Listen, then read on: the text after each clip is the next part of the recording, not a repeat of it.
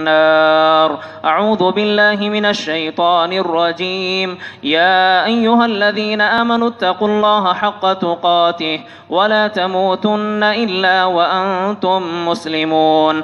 يا أيها الناس اتقوا ربكم الذي خلقكم من نفس واحدة وخلق منها زوجها وبث منهما رجالا كثيرا ونساء واتقوا الله الذي تساءلون به والأرحام إن الله كان عليكم رقيبا. يا أيها الذين آمنوا اتقوا الله وقولوا قولا سديدا يصلح لكم أعمالكم ويغفر لكم ذنوبكم ومن يطع الله ورسوله فقد فاز فوزا عظيما.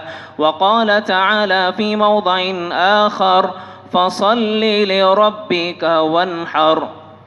محترم حاضرین، خطبہ جمعہ میں موضوع ہے ابراہیم علیہ السلام کی سیرت سے حاصل ہونے والے دروس اور اسباق. محترم حاضرین، جن ایام سے ہم گزر رہے ہیں وہ بڑے ہی فضیلت اور اہمیت رکھنے والے ایام ہیں، اور آج ذی الحجہ کی 9ویں تاریخ ہے، جس کو ہم یوم عرفہ سے جانتے ہیں، پہچانتے ہیں. اس دن کے روزہ رکھنے سے پیارے نبی صلی اللہ علیہ وسلم نے 2 سال کے گناہ معاف کر دیے جانے کے سلسلے میں آپ صلی اللہ علیہ وسلم نے فرمایا ہے. اس دن کی بہت بڑی اہمیت ہے اور اس کی بہت ساری خوبیاں ہیں.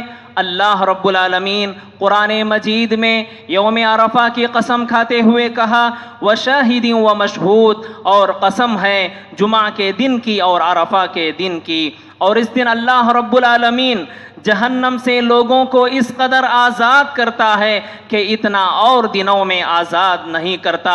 میرے محترم حاضرین، دعاؤں کی قبولیت کا دن یہ عرفہ کا دن ہے، اور اس سے بھی بڑھ کر یہ وہ دن ہے جس دن دین اسلام کو مکمل کیا گیا، جبکہ پیارے نبی صلی اللہ علیہ وسلم حجۃ الوداع کے موقع پر عرفہ میں اپنے اونٹنی پر تشریف فرما تھے. اور ان افضل ایام میں سے بجا لانے والے بہت ساری عبادتیں ہیں، اور ان عبادتوں میں سے ایک اہم ترین عبادت قربانی ہے. رب العالمین نے نماز جیسی اہم عبادت کے ساتھ قربانی کا تذکرہ کرتے ہوئے فرمایا فَصَلِّ لِرَبِّكَ وَانْحَرْ، اے نبی تم اپنے پروردگار کے لیے، رب کے لیے نماز پڑھو اور قربانی کرو. اور ایک جگہ فرمایا قُلْ إِنَّ صَلَاتِي وَنُسُكِي وَمَحْيَايَ وَمَمَاتِي لِلَّهِ رَبِّ الْعَالَمِينَ، اے نبی کہہ دو کہ میری نماز، میری قربانی، میرا جینا، میرا مرنا، یہ سب کچھ اللہ رب العالمین کے لیے ہے. قربانی کی اسی اہمیت کے پیش نظر پیارے نبی صلی اللہ علیہ وسلم ہر سال اپنی زندگی میں عید الاضحیٰ جب بھی آتی اس کی مناسبت سے آپ قربانی کیا کرتے تھے. اور آپ صلی اللہ علیہ وسلم ایک مرتبہ تو امت کے مسکینوں، مجبوروں اور غریبوں کی جانب سے بھی قربانی یہ کہتے ہوئے ذبح کیا اللہم ھذا عنی وعمن لم یضحی من امتی، کہ اے اللہ یہ قربانی میری طرف سے ہے اور میری امت کے ان لوگوں کی جانب سے ہے جن کے اندر قربانی کرنے کی طاقت نہیں ہے، استطاعت نہیں ہے، سکت نہیں ہے. میرے محترم حاضرین، یہ آپ صلی اللہ علیہ وسلم کی خصوصیت تھی. آپ محترم حاضرین، قربانی کا تعلق ابراہیم علیہ السلام کی شخصیت، آپ علیہ السلام کی سیرت سے اس کا بڑا گہرا تعلق ہے. ہم سب جانتے ہیں کہ اللہ رب العالمین نے ابراہیم علیہ السلام کو نبی بنانے کے بعد طرح طرح سے آزمایا، اور ان آزمائشوں میں ہم اور آپ کے اعتبار سے سب سے بڑی جو آزمائش ہو سکتی تھی وہ یہی کہ اللہ رب العالمین نے ان کے اپنے بیٹے حضرت ابراہیم علیہ السلام کو ذبح کرنے کا حکم دیا تو اس کے لیے بھی تیار ہو گئے.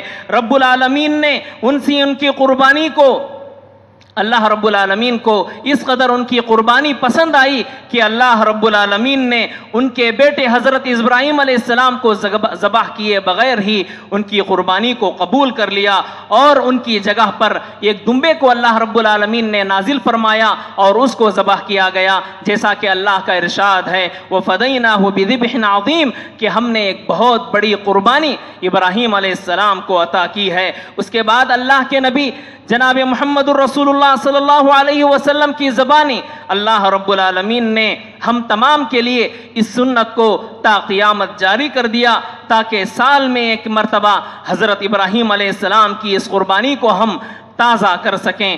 جہاں قربانی ایک اہم عبادت ہے، وہیں ابراہیم علیہ السلام کی سیرت، آپ کی شخصی زندگی کو یاد کر کے اس سے اپنی زندگیوں کے لیے سبق لینے کا ایک بہترین موقع ہے۔ قرآن مجید میں اللہ رب العالمین نے انبیاء کرام علیہم السلام کے بہت سارے قصوں کو ذکر کیا ہے، جن قصوں میں ہمارے لیے بہت ساری عبرتیں اور نصیحتیں ہیں اور فائدے ہیں، جیسا کہ اللہ کہتا ہے لَقَدْ كَانَ فِي قَصَصِهِمْ عِبْرَةٌ لِأُولِي الْأَلْبَابِ۔ وہی اللہ رب العالمین حضرت ابراہیم علیہ السلام کے تعلق سے خصوصی ذکر کرتے ہوئے فرمایا قَدْ كَانَتْ لَكُمْ أُسْوَةٌ حَسَنَةٌ فِي إِبْرَاهِيمَ وَالَّذِينَ مَعَهُ، کہ ابراہیم علیہ السلام اور ان کی ساتھیوں میں تمہارے لیے بڑے نمونے ہیں، اسوہ ہیں۔ تو میرے محترم حاضرین، ابراہیم علیہ السلام کی سیرت کا مطالعہ کرنے سے ہمیں پتہ چلتا ہے کہ ابراہیم علیہ السلام کی سیرت، آپ کی زندگیاں ہمارے لیے بہت سارے عبرتیں اور اسباق اور بہت ساری نصیحتیں ان کی زندگیوں میں مضمر ہے۔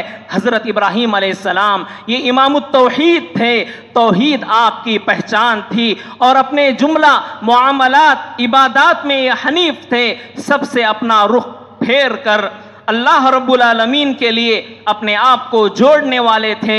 ان ابراہیم کان امۃ قانتا للہ حنیفا ولم یک من المشرکین۔ رب کی محبت ان کے دل میں اتنی تھی کہ دنیا اور دنیا کی ساری محبتوں پر غالب تھی۔ اللہ کا خوف ان کے اندر اس قدر رچ بس گیا تھا کہ رب کے خوف کے مقابلے میں دنیا کی کوئی چیز انہیں ڈرا نہیں سکتی تھی۔ اللہ سے سچی امیدیں ایسی وابستہ تھی، ایسی انہوں نے اپنی امیدوں کو اللہ رب العالمین سے باندھ لیا تھا کہ اللہ کے علاوہ وہ سب سے بے نیاز تھے۔ وہ ایک سجدہ جسے تو گراں سمجھتا ہے، وہ ایک سجدہ جسے تو گراں سمجھتا ہے، ہزار سجدوں سے دیتا ہے آدمی کو نجات۔ میرے محترم حاضرین، الغرض ابراہیم علیہ السلام اپنے قوم کے لیے ایک درد مند دل رکھنے والے نبی تھے، اور جیسا کہ اللہ رب العالمین کہا ان ابراہیم لحلیم اواہ منیب، کہ قوم کے لیے اپنے سینے میں ایک تڑپ رکھنے والا دل تھا کہ وہ ہمیشہ اپنی قوم کی فکر کیا کرتے تھے۔ لہٰذا ہمیں اس واقعے سے اس سبق ملتا ہے کہ ہم اپنی زندگی صرف اپنی مفاد کے لیے ہی نہیں جینا چاہیے، بلکہ ہم اپنی فکر کے ساتھ ساتھ اپنے سماج کی فکر کریں، قوم کی فکر کریں، ملت کی فکر کریں، پوری امت کی فکر کرتے ہوئے زندگی گزاریں گے۔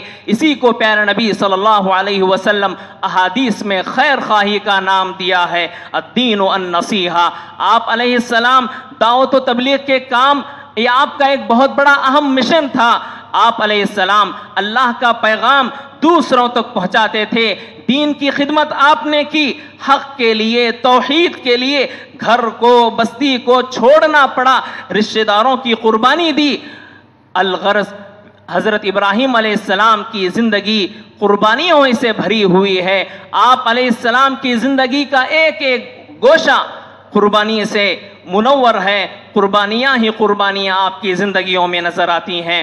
اسی طرح سے آپ علیہ السلام نے رب کی مرضی کو اپنی مرضی پر غالب رکھا، ساری زندگی رب کو خوش کرنے میں گزار دی۔ بقول شاعر میری مرضی ہوئی گم جب سے تیری مرضی میں، میری مرضی ہوئی گم جب سے تیری مرضی میں، موت میں بھی پائے ہیں میں نے زندگی کے مزے۔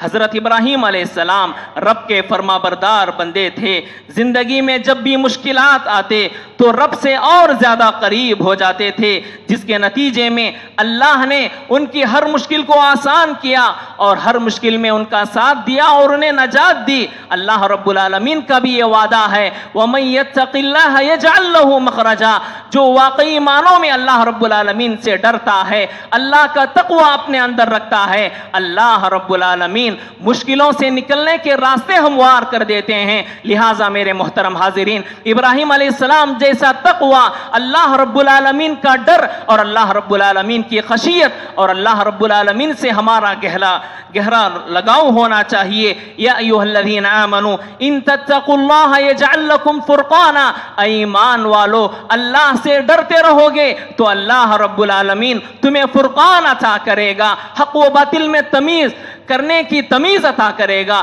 کہ حق کیا ہے باطل کیا ہے یہ سمجھنا، یہ اللہ رب العالمین کی طرف سے ایک بہت بڑی نعمت ہے۔